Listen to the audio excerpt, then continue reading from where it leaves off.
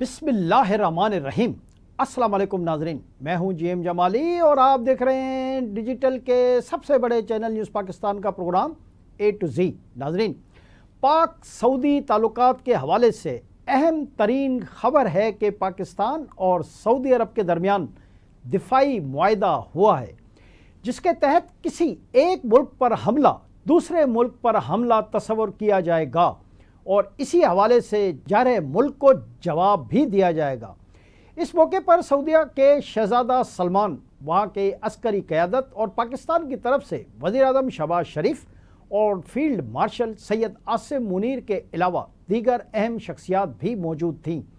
یہ معاہدہ بھارت پر بجلی بن کر گرا ہے، جبکہ اسرائیل میں بھی اس معاہدے سے پریشانی کے آثار ہیں۔ اس معاہدے کے حوالے سے سعودی اعلیٰ عہدیدار کا کہنا ہے کہ دفاعی معاہدہ سعودی عرب اور پاکستان کے درمیان طویل المدتی تعاون کا عکاس ہے۔ سعودی عرب اور پاکستان نے مشترکہ دفاعی معاہدے کا اعلان کر دیا ہے، جس کے حوالے سے سعودی اعلیٰ عہدیدار نے برطانوی خبر ایجنسی سے گفتگو میں بتایا کہ سعودی عرب اور پاکستان دفاعی معاہدہ کسی مخصوص واقعے کا رد عمل نہیں، بلکہ یہ جامع دفاعی معاہدہ ہے۔ سعودی عرب کے اعلیٰ عہدیدار نے یہ بھی کہا کہ سعودی عرب اور پاکستان کے درمیان دفاعی معاہدہ تمام فوجی وسائل کا احاطہ کرتا ہے۔ سعودی سرکاری خبر ایجنسی کے مطابق دونوں ملکوں کے درمیان دفاعی معاہدہ وزیر اعظم پاکستان کے دورہ سعودی عرب کے دوران ہوا ہے۔ معاہدے پر وزیر اعظم شہباز شریف اور سعودی ولی عہد شہزادہ محمد بن سلمان نے دستخط کیے ہیں۔ واضح رہے کہ وزیر اعظم شہباز شریف آج سعودی عرب پہنچے ہیں، جہاں انہوں نے سعودی ولی عہد شہزادہ محمد بن سلمان سے ملاقات کی ہے۔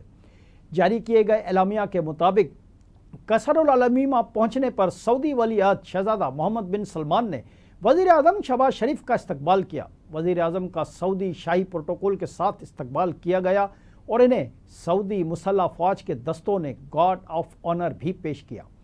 وزیر اعظم شہباز شریف کی سعودی ولی عہد محمد بن سلمان سے ملاقات کے دوران مشرق وسطیٰ کی صورتحال، مسئلہ فلسطین اور دیگر اہم امور پر تبادلہ خیال کیا گیا۔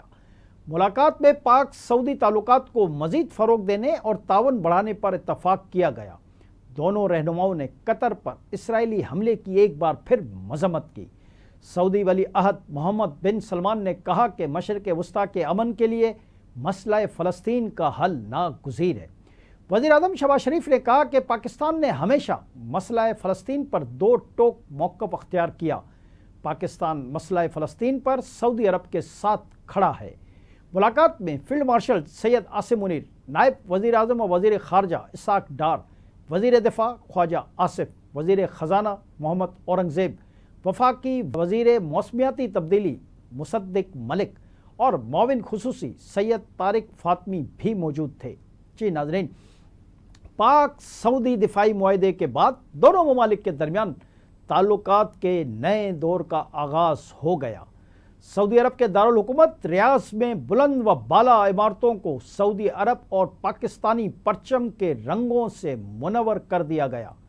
ریاض میں عمارتوں پر پاکستان کا سفید ہلالی اور ستارے والا پرچم جگمگا رہا ہے۔ اس کے ساتھ ہی سعودی عرب کا سبز پرچم بھی جگمگا رہا ہے، جو شراکت داری اور بھائی چارے کے نئے دور کی علامت ہے۔ ایسے ہی مناظر گزشتہ شب پاکستان کے دارالحکومت اسلام آباد میں بھی دکھائی دیے۔ شہر کی مختلف شاہراہوں پر سعودی عرب اور پاکستانی پرچم لہرا دیے گئے اور بینرز بھی آویزاں کیے گئے، جن پر یک جان دو قلب، ایمان اور ترقی کا لازوال رشتہ، پاک سعودی بھائی چارگی قائم رہے، رشتہ جو ایمان اور بھروسے پر قائم کیا گیا، اور عزت و احترام کا لازوال رشتہ جیسے اہم پیغام درج ہے۔ پاک سعودی دفاعی معاہدے پر ڈیزرٹ ہٹ ریکارڈز ریاض کی جانب سے خصوصی گانا عہد یزول جاری کر دیا گیا۔ دونوں ممالک کے تاریخی اسٹریٹجک معاہدے کی خوشی میں جاری کیے گئے اس گانے میں دونوں ممالک کے برادرانہ تعلق کو اجاگر کیا گیا ہے۔ اس گانے نے ریلیز ہوتے ہی سوشل میڈیا پر دھوم مچا دی۔ صارفین بھی اس دفاعی شراکت داری کو اگلے درجے کی اسٹریٹجک شراکت داری قرار دے رہے ہیں۔ سعودی عرب کے وزیر دفاع خالد بن سلمان نے کہا ہے کہ سعودیہ اور پاکستان ہمیشہ اور ہر حال میں جارحہ کے مقابلے ایک ہی صف میں کھڑے رہیں گے۔ سعودی وزیر دفاع خالد بن سلمان نے micro blogging web site X پر پاکستان اور سعودی عرب کے مضبوط دوستانہ روابط سے متعلق بیان جاری کیا ہے۔ انہوں نے اپنے ایک ایکس اکاؤنٹ پر وزیر اعظم شہباز شریف اور سعودی ولی عہد شاہ بن سلمان کی 2 تصاویر شیئر کی ہیں۔ ان کا اس پوسٹ پر لکھنا ہے کہ سعودیہ اور پاکستان ہمیشہ اور ہر حال میں ایک ہی صف میں کھڑے رہیں گے۔ جی ناظرین، سابق وفاقی وزیر مشاہد حسین سید کا کہنا ہے کہ بھارت کو پاکستان اور سعودی عرب کے درمیان معاہدے کے بارے میں معلوم نہیں تھا، ان کے لیے یہ سرپرائز تھا۔ انہوں نے کہا کہ بھارت اسرائیل کی جارحیت کو سپورٹ کر رہا تھا۔ مشاہد حسین سید کا کہنا ہے کہ قطر پر حملے کے بعد امریکہ نے عرب ممالک کو دھوکہ دیا۔ عرب ممالک کا امریکہ پر اعتماد اب ختم ہو چکا ہے۔ انہوں نے کہا کہ پاکستان اور سعودی عرب کے درمیان معاہدے سے اسرائیل ضرور گھبرائے گا۔ ان کا یہ بھی کہنا تھا کہ اسرائیل کی خاطر امریکہ نے اپنی خارجہ پالیسی کو تباہ کر لیا ہے۔